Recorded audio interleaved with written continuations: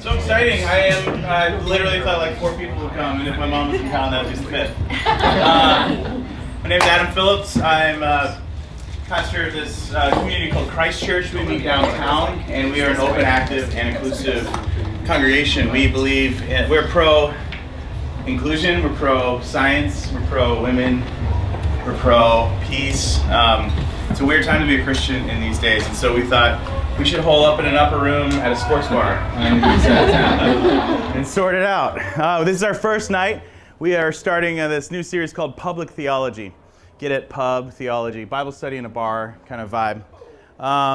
We're going to talk about inclusion tonight, and specifically as we've kicked off Pride Month, those 6 pesky verses. That's the hockey match downstairs. They're not protesting us. They have in the past at the church. So there are these 6 verses that we're going to talk about tonight that have, I think, been weaponized to hurt and abuse our LGBTQ siblings and neighbors. And so we're going to talk about those 6 verses tonight. We moved to Portland about 4 years ago to start this thing called Christ Church. And for us, it was just about starting a faith community that was really relevant to the realities of 21st century life. And it was great because we moved from the East Coast. I was working in Washington, D.C. And we just thought, man, it's awesome to come to Portland because there's not a lot of church baggage in Portland because it's like the least religious city in the country. Actually, it happens to be one of the gayest cities in the country as well. There we go, Joseph. And we were like, cool, so we're going to start this church, and we're going to, like, anybody that wants to come in a place like Portland should come, because who goes to church anymore? Like, on Sundays we go to brunch, or as John says, protesting is the new brunch in a Trump world. So yeah, if you go to church, if you want to be in a faith community, I don't understand why we put up more barriers. I didn't grow up in the church. My parents were like working through their own stuff about church. My dad was Southern Baptist, and just felt the craziness of that kind of conservative faith. And so I didn't grow up going to church with my family, but I'd go with friends, and so I saw everything from Catholic Mass to charismatic Bible churches, really boring frozen chosen Presbyterianism, and they all made sense to me in some ways because they all, I thought, had a piece of the puzzle. So as we started a church, we thought, let's do this. We don't have the baggage of Portland. Well, it turns out Portland does have baggage, and I've learned so many precious, powerful, and painful stories about how church has hurt people, as well as how church has helped people. I know of countless stories of so-called reparative therapy, right, that has turned into what I think is actually quite violent. Electroshock therapy, so many terrible things I've heard in the name of Jesus. So we totally reject that at Christ Church. We do not subscribe to that. We are excited to hear a little bit from Maddie Berriesa later tonight, who has a story to tell too around these things. And so for me, we got kicked out of this denomination called, it doesn't matter, we got kicked out of it 2 years ago. We got kicked out of it because I put a poster that had an empty chair and it said, all are welcome. Yes, all are welcome. And apparently some people do not think all people are welcome. And we were a little story for a minute on the interweb and in the national media. And now we're a church still. We're still going. We're still plugging away. And so tonight we're going to talk about these 6 verses. And everything that I'm going to say tonight is on our blog as well. So we'll send you that link later. So, okay, let's talk about this. Did it go to the next slide? Okay. Yay! Yay, science. Pro-science. Okay, so I'm going to talk for like 20, 25 minutes, take some questions, and then we're going to bring up Maddie, and we're going to chop it up here on this couch. All right, cool. So there's 6 verses, and one of my mentors and friends is this guy named Steve Chalk, and he is a church leader in London, right literally like a 5-minute walk from the Borough Market where those terrible stabbings occurred over the weekend.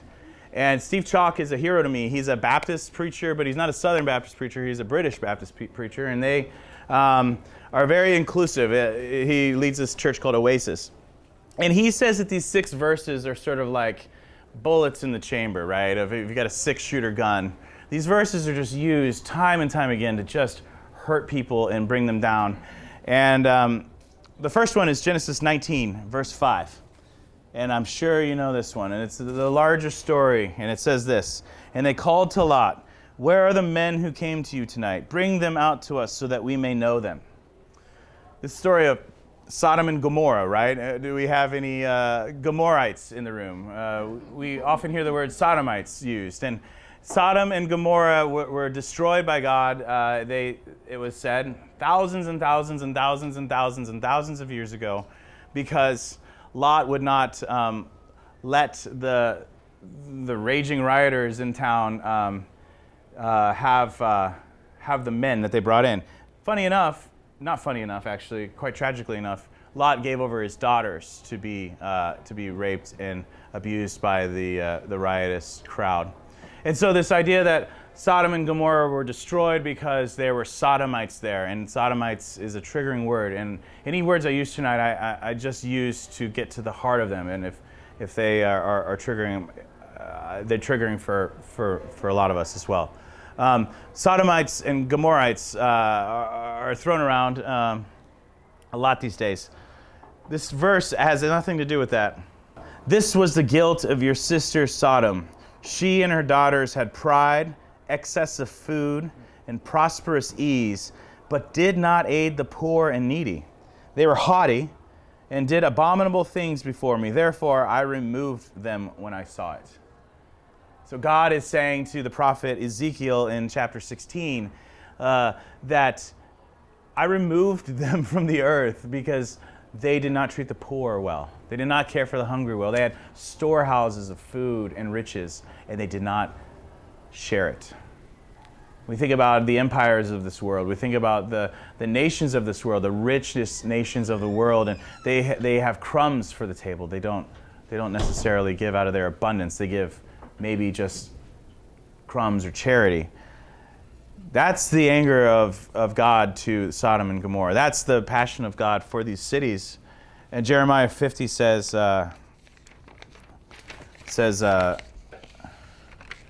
"As when God overthrew Sodom and Gomorrah and their neighboring cities, declares the Lord, so no man or person shall dwell there, and no son of man shall sojourn in her."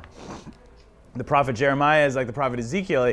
He says that God wiped these cities out because of the way they treated poor people, not because of their sexual orientation or their sexual, quote, sins. So Genesis, that verse out of Genesis has just, when your crazy uncle that watches too much of that cable news channel comes at you at Thanksgiving with that verse, you can say simply, "But uncle, it has nothing to do with one person's love for another. It has everything to do with a people's lack of care for the most vulnerable people." So again, Sodom and Gomorrah in the ancient tradition is remembered not being destroyed because of homosexual activity, but because of the way that they did not care for their poorest, most vulnerable neighbors. Leviticus 18:22 and the next one in 20:13 are very connected. Leviticus 18:22 says this, "You shall not lie with a male as with a woman. It is an abomination." Okay. Thousands and thousands and thousands of years ago, some people thought this. Levitical laws were for people that were on the run. Levitical laws. There's a laundry list of Levitical laws, like maybe 1,800 laws. And they have injunctions about how to survive in the desert when you're running away from Egyptians. They're literally like the story of Moses parting the seas, right? These are people fleeing Egypt. They had been oppressed. They had been slaves. And in the book of Leviticus is all about how they're going to survive in this wilderness time. And the laws that were, not just laws, but just like ways to live and ways to be clean and healthy in the desert, those 40 years, were handed down through generations. These are people on the run. And you can imagine when you're on the run, you come up with some laws and you come up with some rules just to make it through not just the day, but maybe to the next week and maybe to the next year. The other verse in Leviticus, there are two twin verses in Leviticus. Leviticus 20:13. If a man lies with a male as with a woman, both of them have committed an abomination. They shall be put to death. Their blood is upon them. So thousands and thousands and thousands of years ago, there were people that obviously were not down with men lying together. They had stoning laws and so forth. What do we do with these laws, right? What do we do with them? So for me, it's about standing on the shoulders of those that have come before us. And so when I think about these laws and these rules and these regulations, I think about my grandfather, who was a really delightful person. He was a really good person. He was a working class guy. He was at church every Tuesday morning at 8 o'clock, cleaning the church out of his just volunteer time. He was a veteran. He was a really good man. He loved me very well. He's also horribly racist. He's from West Virginia, and he had horribly racist things to say. And he had horribly racist things to say that you sort of like wince at and kind of awkwardly laugh at. But in reality, those things that he was saying were handed on to him from his father and his grandfather. And so these laws and these rules and these ways of looking at the world are just kind of handed on from time to time. And as we stand on the shoulders of those that have come before us, we say, you know, we need to readjust. We need to rethink. Maybe that's not exactly the way we need to live anymore. Maybe we need to reject that. Or maybe there were people along the way that had issues with people and made laws that were never the original way to be in the first place. And for me, this all falls apart when you look at the long laundry list of Levitical laws.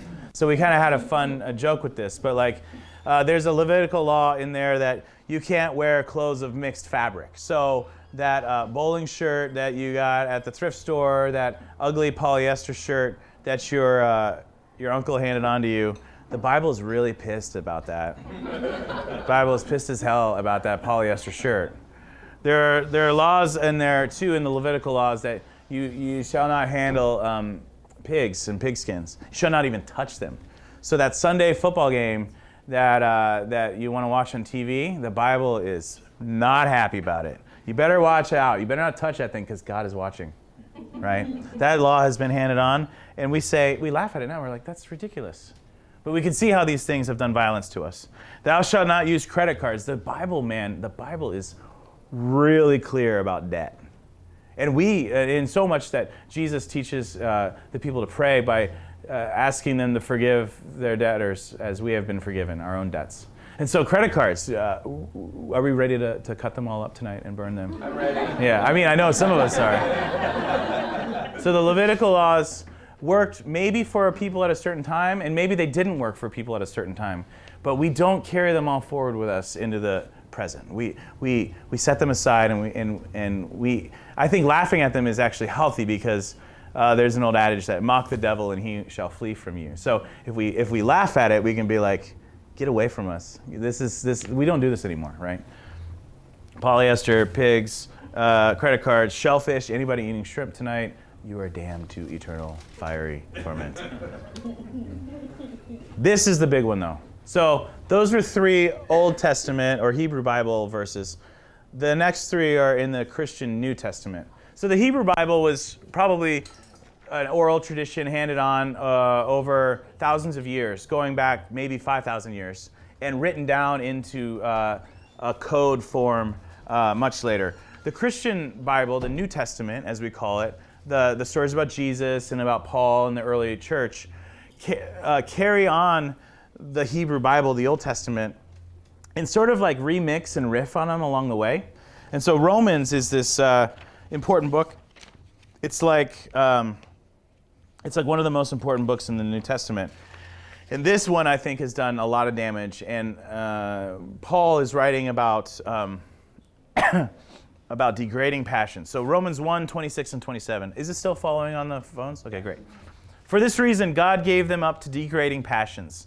I don't know who they are, but we'll talk about that. For this reason, God gave them up to degrading passions. Their women exchanged natural intercourse for unnatural, and in the same way also the men, giving up natural intercourse with women, were consumed with passion for one another. Men committed shameless acts with men and received their own persons the due penalty for their error. Romans 1, 26 and 27.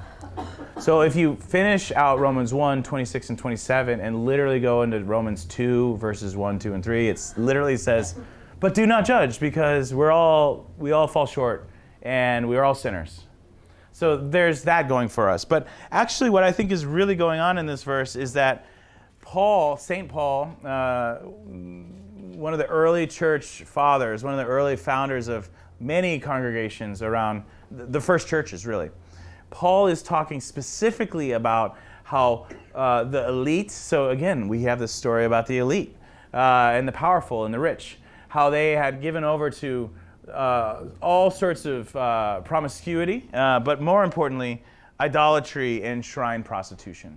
So when you talk about the elite in the Roman Empire, you have to get real about money, military, how they treat other human beings, whether they're slaves, whether they're women, whether they're children. Children were treated horribly in Roman times. So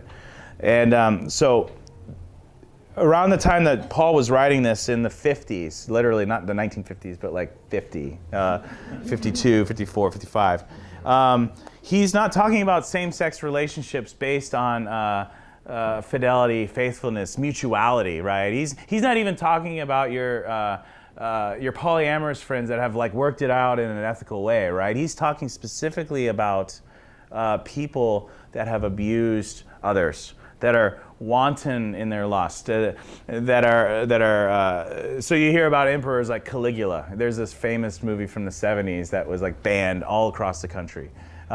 Caligula was a real Roman emperor, this dude right there, and he basically just like threw like a never-ending sex party for like his whole time in office, his whole reign, and there were all these stories going on about Caligula and Emperor Gaius is another, where they've just kind of lost all of responsibility to care and lead the people, and Paul's reacting to that. And so Nero is another emperor in this time. Caligula, the worst martyrdoms began to happen around these times, where the powerful in Rome are out partying, they're winding it up, they're doing all kinds of crazy parties, but they're also these temple shrine prostitutes. It would be sort of like if you went to Washington D.C. and at the Jefferson Memorial and the Lincoln Memorial and all the monuments, they were actually places of worship, and we worshiped the God of America, and we devoted money and sacrifice to the God of America. Maybe we do that in some ways, if you think about it. But you have this situation where Rome and the wealthy and the elite and the powerful have just run amok, and they're not caring for anybody. It has nothing to do with love. And so we need to step back from that. I'm going to keep moving on because I want to talk to Maddie. Another verse, 1 Corinthians 6, 9, 10, and 11. Do you not know that wrongdoers will not inherit the kingdom of God? Do not be deceived. Fornicators, idolaters, adulterers, male prostitutes, sodomites, thieves, the greedy, drunkards, revilers, robbers, none of these will inherit the kingdom of God. And this is what some of you used to be, but you were washed, you were sanctified, you were justified in the name of the Lord Jesus Christ and in the Spirit of our God. I think that this is one of the most damning, hurtful, and misused passages that Christians often use against LGBTQ folks. I think this is the one that does so much abuse because it's lumping in wrongfully normal, kind, beautiful souls with murderers, with all kinds of terrible people. It needs to stop. It needs to stop. Again, this is all about power and sexual abuse. There are these two gnarly, weird words called malakoi and arsen koitai. This is a Greek plate of an older gentleman and a young boy. And basically what would happen in ancient Greco-Roman times is that powerful, wealthy men in power, politicians, business folks, authors, all kinds of folks, would have like young boys that would be at their beck and call for sexual favors. And so malakoi is just this Greek word that means effeminate. It's a Greek word that literally means soft and is used to describe fine clothing in other passages in the Bible and outside the Bible. So malakoi is just used to talk about like fine, like nice silk or something like that. It's just a word that means soft. And it became this word that became about effeminate. Some people talk about it being a lack of self-control, weakness, laziness, or cowardice, but that's not the original word. And I think this is the thing that we have to get real about in the scriptures, that definitions and translations and words create whole new worlds that weren't originally intended. But what was really going on in this world is that there were people dominating young people, and especially young boys. So malakoi, it means soft, but arsin koitai, that's the more bizarre word that's hard to grasp. Some people think that Paul actually invented this word because he was trying to reach for a word to describe what was going on. And this arsin koitai literally means arsin, male, and coitus means, what do you think it means, coitus? Bed. Relations, coitus. So arsin koitai means male betters. Male betters. And it was understood by Bible translations in the 19th century, like in the 1800s, to mean male, same-sex intercourse. But if you go deeper in the Greek literature at the same time that the Bible was being written, it actually references the abuse of the poor. Again, the abuse of the poor. So when arsin koitai is used outside of the Bible, it's actually being in reference to how rich people treated poor people. And again, you can imagine that powerful men would take young men under them and abuse them and hurt them. If you read the Sibylline oracles, it talks about economic exploitation. It's just wild how these words get totally misused. And so over 2,000 years, we've used these words. I'm sure you've never read a Bible in 1 Corinthians and seen the translation male betters, right, in there. So in arsin koitai, it talks about people that God reviles. I think we could say that we revile that too in terms of people abusing, powerful people abusing people without power. So then the last one is this, 1 Timothy 9 and 10. This means understanding that the law is laid down not for the innocent, but for the lawless and disobedient, for the godless and sinful, for the unholy and profane, for those who kill their father or mother, for murderers, fornicators, sodomites, slave traders, liars, perjurers, and whatever else is contrary to the sound teaching. Again, arsin koitai is used in this passage. And Justin Lee, who started something called the Gay Christian Network, anybody familiar with the GCN? Great organization. Maybe you know Constantino, who lives in town. He works for them. Justin Lee says this. Searches through several reference books taught me that, quote, homosexual offenders was a translation of the Greek word arsinokoitai. To my surprise, one reference book listed the same word as appearing in another passage. I turned to 1 Timothy 1:10 in my New International Version Bible, and there saw the word was translated simply as perverts. There's quite a difference between homosexual offenders and perverts. So again, when you take a word that was maybe invented by someone 2,000 years ago that means something totally different, biblical translators and pastors and Bible study leaders and crazy uncles that watch too much of certain cable news networks create worlds of abuse, of pain, of suffering. It's not the original intent of these words. Arsinokoitai, again, is about how powerful people subjugated people with little power or no power whatsoever and abused them and used them as their whim, as their toys, as sexual slaves in essence. So the scriptures do not support that at all. Arsinokoitai is it's a bad thing. It's a bad vibe. We don't support that. Sodomites are actually about how the wealthy do not care for the poor. So whenever you hear someone talk about sodomy, think about how maybe people, maybe the way that reality TV, businessmen or presidents care or do not care for the poorest of poor people.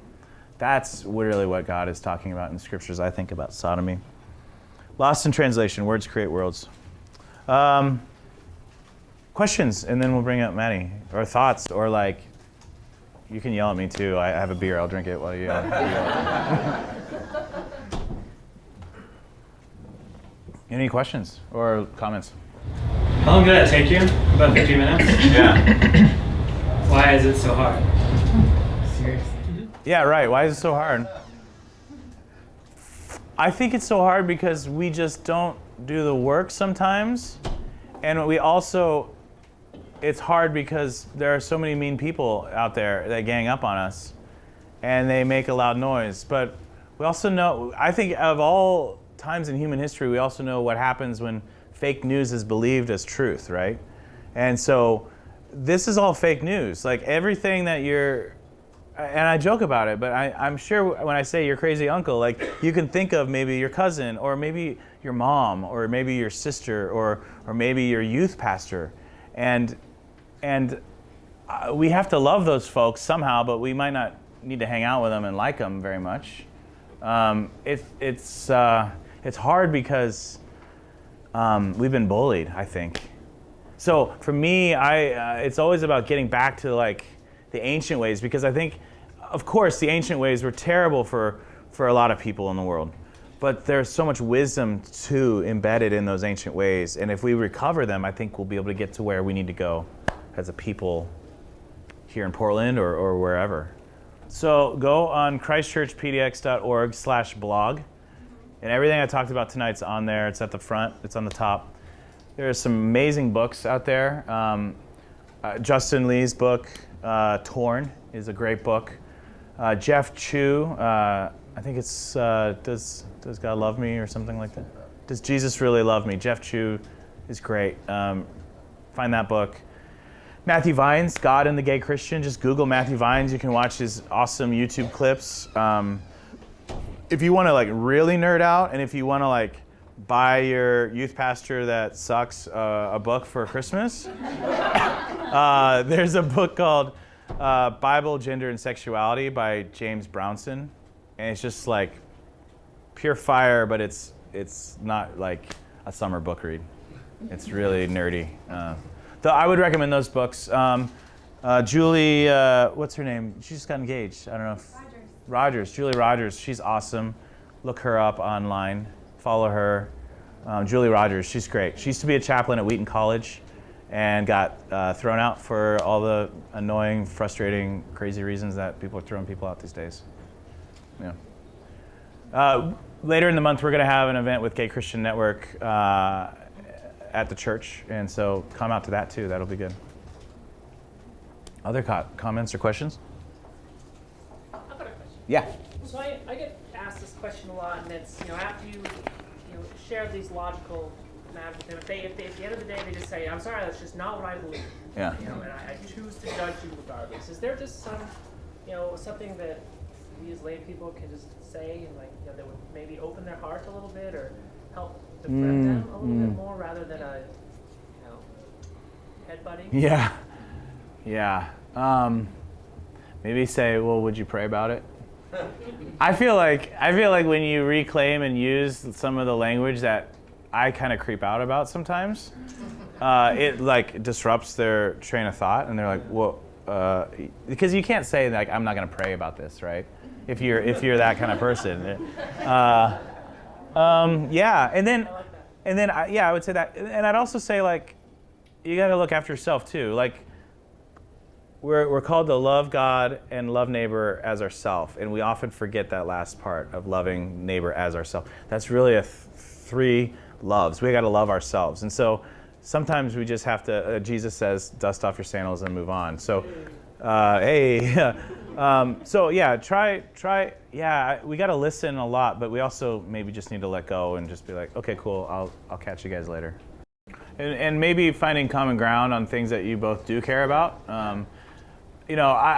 I've done this too often. I've done because it's hard, and I feel like I'm trying to protect friends and people in our church, so I'll like go off and I'll blow up on somebody. My main concern actually is with the people in the middle that are really quiet and won't come out and say what they believe. And I might not be able to convert them to our side, but I want them to be honest. They're like, so I described one church that does electroshock therapy. That's like the worst of the worst in my mind. But there are a dozen churches in this town that are doing good work, but won't talk to you about what they actually believe on this. You maybe will hear like, they'll be like doing like a 6-sermon series on relationships. And like week 3 will disappear from the blog, and you're like, where did it go? And it was the one they talked about the gays. And because they don't want people to know what they actually think about, this issue. And so for me, it's like, just be honest. Because in the end, like, I think love wins. Like, in fact, we've already won. Like, the momentum is so strong that we're going to look back. Sarah's leaving, bye. My baby boy Desmond will be born, and he'll be like, what the fuck was wrong with people? like you got, what? What happened to you? So let's be nice and keep it cool. So there's this definition of sin by a guy named Cornelius Plantinga that says, he's like a nerd Reformed theologian, right? But it's a really simple definition. Sin is the culpable disturbance of shalom. Maybe you've heard Rob Bell talk about this. Shalom is the original design and hope of God for the world. Wholeness, I mean, quite simply, it's peace, but it means wholeness, life, flourishing, all the things that we long for and dream about for our lives, individually and collectively. Sin is when we opt to culpably disturb it, break it. And I know my sexuality is got some weirdness in it, disturbance in it, right? There's a disturbance in the force, right? And all of us do.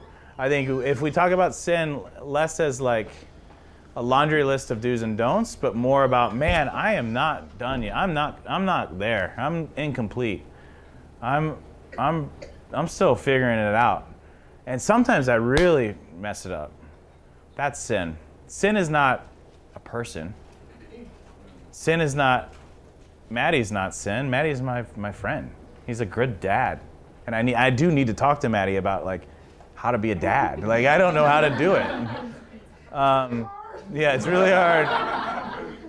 He's just excited to be let out of the house for a night, right? Yeah. So love the sin or hate the sin.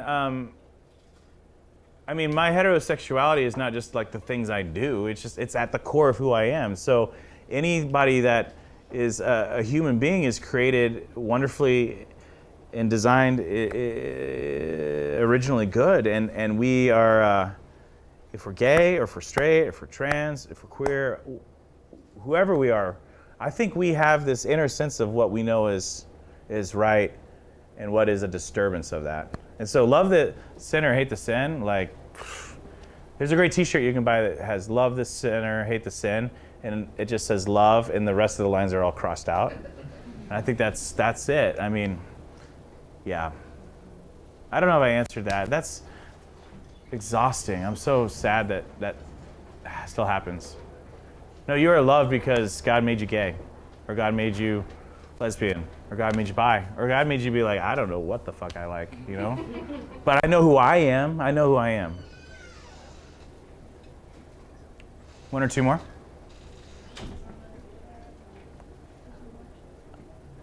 I've been waiting to use the F word in a Bible study for a long time. I have never done it. Thank you for letting me do it. We decided the bar was the spot. The bars, they're like, you can say it in a bar, but don't say it in the pulpit. All right, Maddie, why don't you come on up? All right. Yay! Well, yay! Maddie. Hi, everyone. First off, I want to say I'm really humbled to be asked to even share. I don't find myself to be particularly remarkable in any way, but I get asked to come and talk about my life and my story a little sometimes, and so I'm going to do that. I'm an emotional guy, so if I start to cry, don't worry, it'll be fine. So Adam asked me to come and kind of share a little bit about my work, my life, my work against conversion therapy, and I think a theme tonight has been context, so I want to give you a little bit of context on my life. I grew up in a small central Washington town, in a rough home. I have an identical twin brother who for many years, probably a decade, was a co-director of a reparative therapy ministry here in Portland. What's reparative therapy? It's a sham. Fake news. No, it's my brother is really sincere in his beliefs, and I love him. I mean, he's my identical twin. He's my genetic clone. He is. We shared a womb, for crying out loud. Not room, a womb.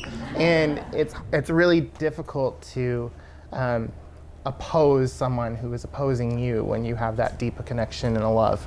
So at the heart of my opposition with him is still love and relationship. So anyway, we eventually parted ways because of the difficult home.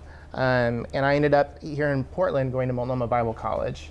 Being who I am, a gay man, that was a really strange choice to go there. They are not affirming or welcoming in any way, and I really went there for biblical reasons why I shouldn't be who I was. Didn't share with anybody my story or my context, but I just really needed some answers, and I really wanted some black and white answers, kind of like those Israelites fleeing. They're like, give us rules! We need rules! Rules are not where it's at. So while I was there, I encountered, words that could mean this or could mean this. Like, oh, in Jonah, like you could blow up Nineveh or you could overturn it. Well, that means some different, that's implications are weird. What other words mean that? And that kind of put me on a path. Jonah's not in a whale either. He's in a large fish. Yeah, like whatever. So it kind of put me on a path to really trying to figure out who I was and how to live those narratives, being a Christian and being gay.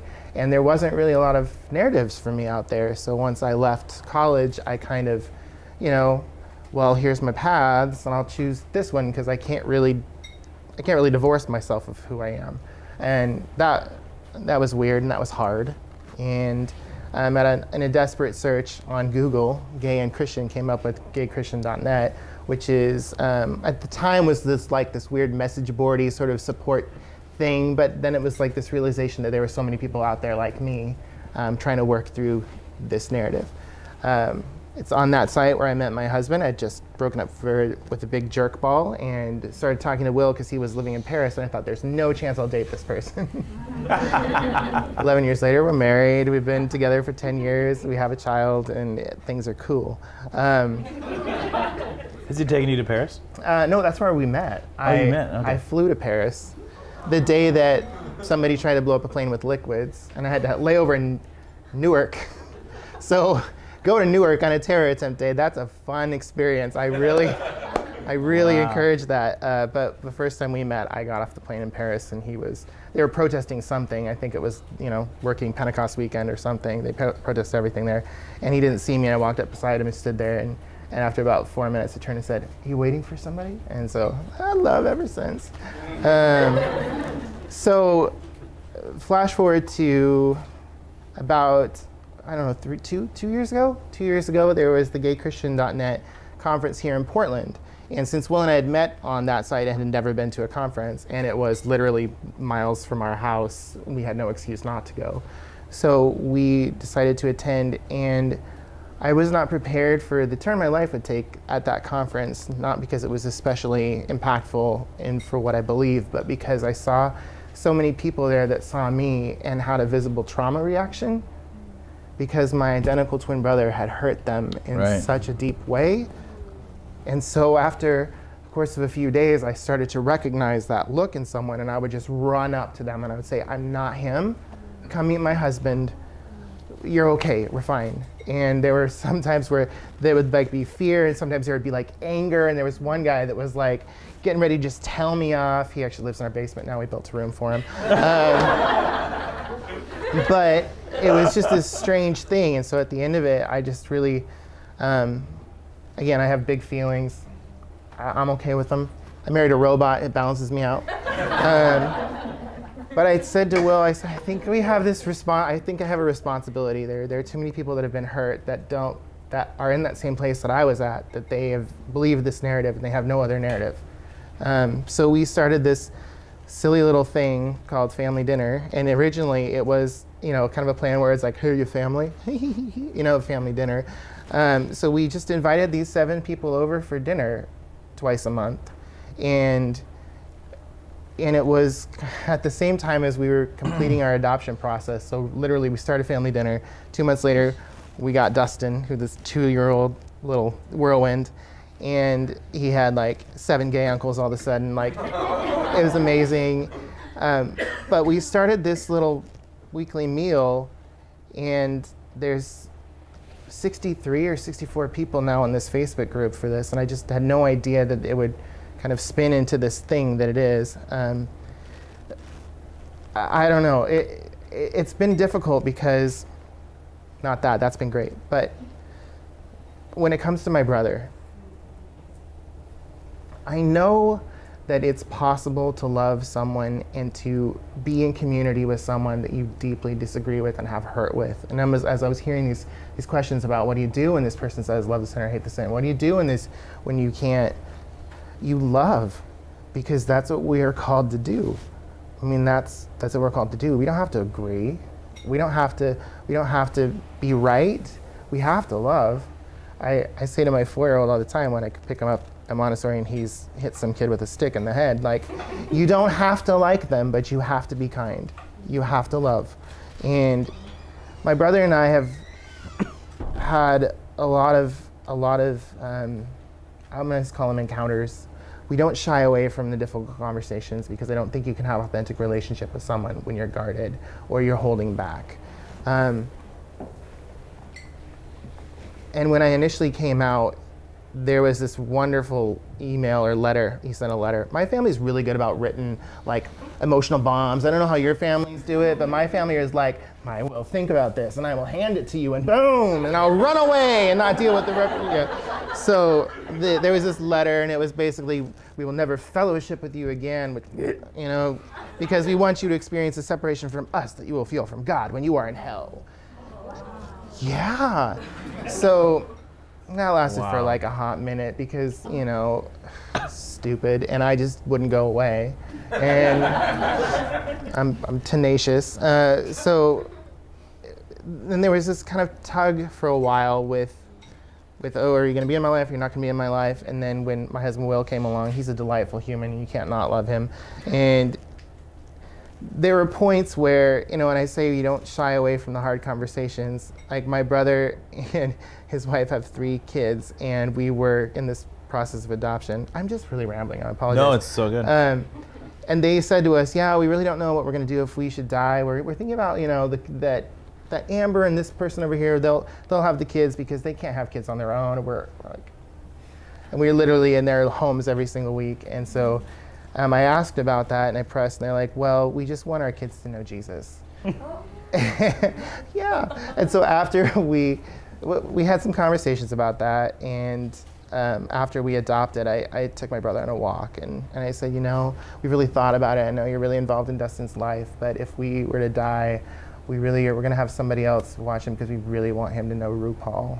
And, and he was like, I see what you did there. And I'm like, so my point is, love. Like, you gotta love. I mean, you don't have to agree. You don't have to promote. But at least for me, you have to love. That's what we're commanded to do. And I think love is transformative. Hate is divisive. I don't know. So that's my story with that. So we, I don't know. What else should I say? What do you want me to say? Ask me a question. You go to church, right? I do. I go to church. What do you think church should be thinking about right now? And just generally. So church is kind of a thing, you guys. It's kind of a thing. So my husband grew up Mennonite, and yeah, it's really strange. They've been wonderful. But so he grew up Mennonite, and he went to school in Indiana, and about 17 couples he went to school with have moved to Portland and all go to the Mennonite church. Many of them were in our wedding. It was great.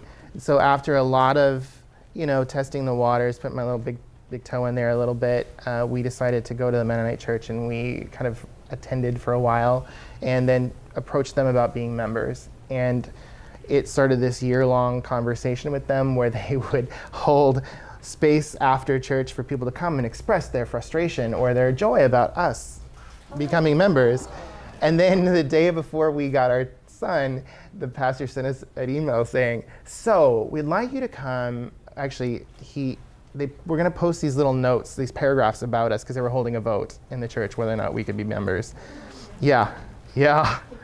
So they wrote these paragraphs about us that we didn't author, and they were really not accurate. And so we kind of got wind of it, and we said, this is crap. Can we just tell our story? Can we be people and not an issue? Can we just, let us just talk for a little bit? And he said, well, okay. I'll bring some clementines and we'll talk. And we went in the church basement. He said that. It's like priorities, man. Like working out, you're peeling off. I'm just gonna a little segment. That's juicy. Talk to me. Little gems. Yeah. So little cuties. Little cuties. Yeah.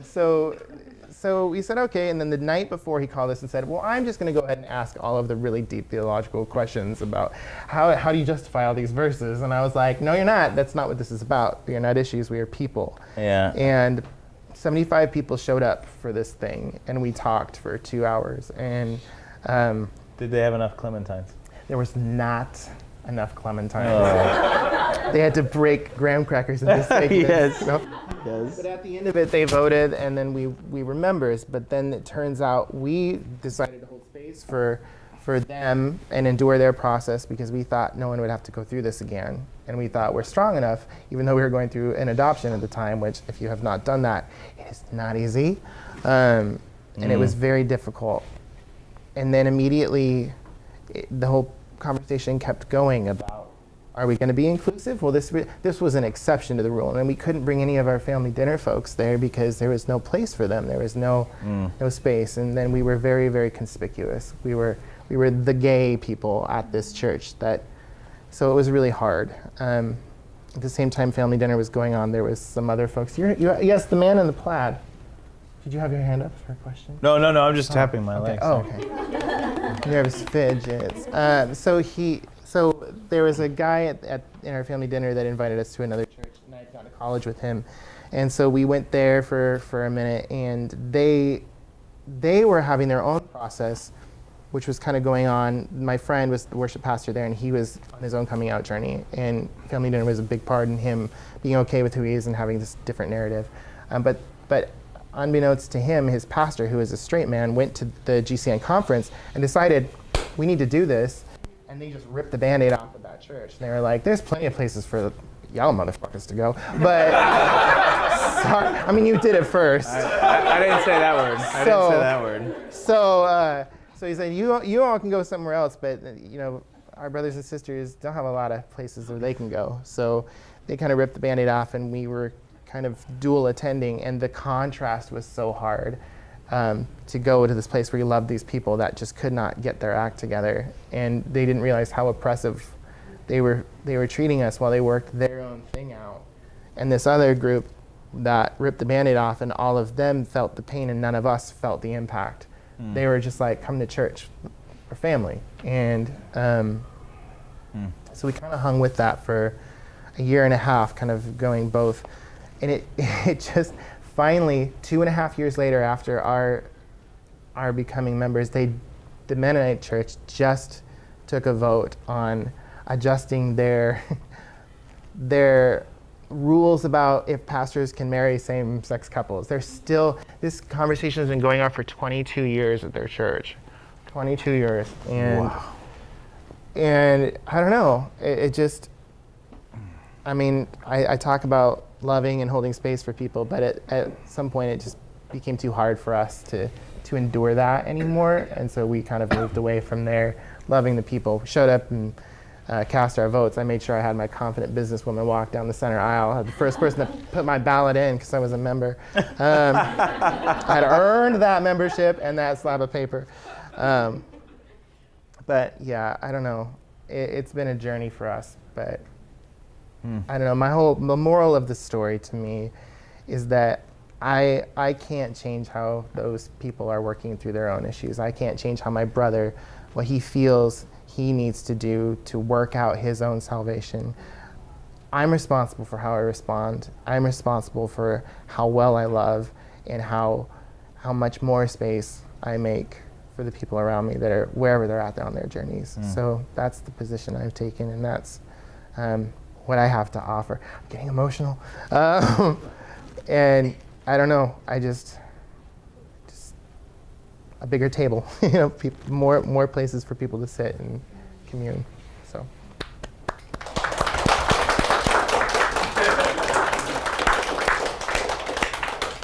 Yeah, other than RuPaul, like, what do you care about? What do you like? What do you like to do? That's a great Hot topic. I will tell you this. I have learned so much about God being a dad. My son is the hardest, most beautiful experience and journey I've ever taken, and teaches me so much about grace and so much about how much I need it, and my responsibility to love and my responsibility to be curious rather than my new catchphrase is curiosity rather than animosity. Like when people are all up in your grill, be like, you seem upset. Everything means so much more. You're just like, oh goodness. Oh. On that note, anyone have a question for Maddie? Question or comment? Maddie, how do Haiku. folks plug into family dinner? Oh goodness. Secret club. It's not at all. That's so weird. And is it just a bunch of boys, or? Unfortunately, there's a lot of boys. I mean, here's what been trying to figure out how come. That's it's okay. not- Boys are okay. No. It's fine. They're great. They're great. But what's difficult is I think especially for those of us that are LGBTQ, you spend so much time being isolated and not having your own tribe, and it makes sense where we would kind of segregate a little bit within ourselves. We talk about being inclusive, and it's just when the rubber meets the road, sometimes it's hard to not like just gravitate to your tribe for a few minutes and get that sense of belonging and that sense of love. And so I would hope that any group that aims to be inclusive would value the diversity of opinion, the diversity of experience, and difference that's just around you. You can learn from it and gain wisdom. But I wish there were more ladies at family dinner. We play sports in our yard. I mean, So how do people find out about family dinner? It's a Facebook group. You just get invited by someone, and I add you to the Maybe group. Maddie will invite you later if you'd like to be Possibly. invited. We had like 30 people for Easter this year. It was really fun. Yeah. And one year it slowed down on events. I apologize. I have a 4-year-old. I didn't have that when we started it. So it's kind of taken a life on of its own, and the people do little sub things, and we do book studies, and I just wanted to give a new narrative for some folks that were hurting, and it's turned into a really big, cool thing. And so if you don't find it, find a community and love. Yep. Damn it, love. Any other questions or? Yeah. So I'm very new to church, the whole entire everything about it. Why did you want, what part of you wanted to be a member of that church that put you down as a post-it note? Like they equated you to a post-it note. Yeah, that's a really great question. Part of it was that love makes you do really silly things, and I love my husband, and that was a deep part of his tradition. And we had attended for a long time the MCC church, the Metropolitan Community Church, and that felt kind of like not speaking as anyone who goes to that church. For us, it felt a little bit like a cop-out. Like we were kind of creating our own little club over here that we didn't have to affect change, and we felt like, there were people there that we deeply cared about, and we thought, okay, we can go and we can impact that group for the inevitable kids that came up that were we just wanted to be a buffer from that struggle for them, and give these people that would otherwise not encounter us or anyone like us the chance to demystify the gay thing. I mean, there are people that came up to us after that originally when we first came there that were like, I don't know what to do with you. And then 2 years later, after we just been there and just kind of did our thing, they would come up and they were like, we just didn't know anybody. We just didn't know anybody. And that felt a little bit like a victory. These Mennonites are pacifists, so they don't like get outraged about things much. They like quilt about it. So I wish they were a little bit more outraged, but whatever, quilts are cool. But we felt like a responsibility to be the change we wanted to see. Oh boy, that sounds cliche, but it's true. So good. It's like a t-shirt. Doesn't it? Maybe one or two more questions or comments. How do you talk to people who, I feel like it's almost easier to talk to people who don't have any experience and are just kind of more like, you know, just haven't met anybody, but Yeah. how do you talk to people who like have been through like repair therapy or whatever and feel like they're cured? Because those Yeah. people to me have been the Yeah. hardest people. That's my twin. I mean, he's married with 3 kids, and you know, I think with kid gloves, honestly, because it's behavior modification, and to me, I watched it for a long time before I decided that was not the route I wanted to take. But the thing you got to remember is these people are very, very, very sincere about what they believe, and sincerity does not mean right. It just means that their convictions are leading them to do this thing that for whatever reason they feel compelled to do. And so I pray for him. I pray for his strength. I pray for his marriage. I support him any way I can. I also let him know that I think his lifestyle is harmful. His message is harmful, and he thinks the same thing about me. And we just talk through our differences, and sometimes you can't talk through them. Sometimes you just have to talk about them and say at the end of the day, you know what, I still love you. You're family. And it's not what we all are. I think it's important too to That one didn't land as well as I hoped. So good. Yeah. You should say MFer again. And then it'll You laugh. sister. Yeah. It's also why I think it's important to work to make reparative therapy illegal for minors. Yeah. Because we can hopefully save and protect a generation from being brainwashed or abused. If consenting adults want to do that, that's one thing, right? Right, absolutely. I mean, and what's hard about that is that when you... Is it still legal in Oregon to take a minor to reparative therapy? I don't think it's legal anywhere. It's No. banned. It's not in Oregon. It's illegal, but we still know that there are churches that do it on the sly. Well, and you know, my brother, he doesn't work for that organization anymore, but he goes around to churches and speaks on this topic. And so it's still a value held out there. Yeah. And it's just so harmful because, I mean, we all know, it's harmful. Yeah. There's no explanation needed. It's just harmful. So, I don't know. I think the more that we can just put out a narrative of loved regardless, that will help. And the more visual we can be. Yeah. Yeah, and I would add just making yourself a safe person, because you just never know those people that it's really easy to glom on to the message of hate when you are really scared or hateful about what you don't understand in yourself. So I think that making yourself a safe person is probably the best thing for you to do. And I really hate giving advice because I don't claim to be the wisest or the smartest or most smartest person in the world, but I think that's a good practice, is to make yourself a safe person. So we meet at 11:30 on Sundays if you'd like to be part of or check out a faith community that's trying to do our best around these issues and just try to be community. We don't just cuss in a bar on a Monday night.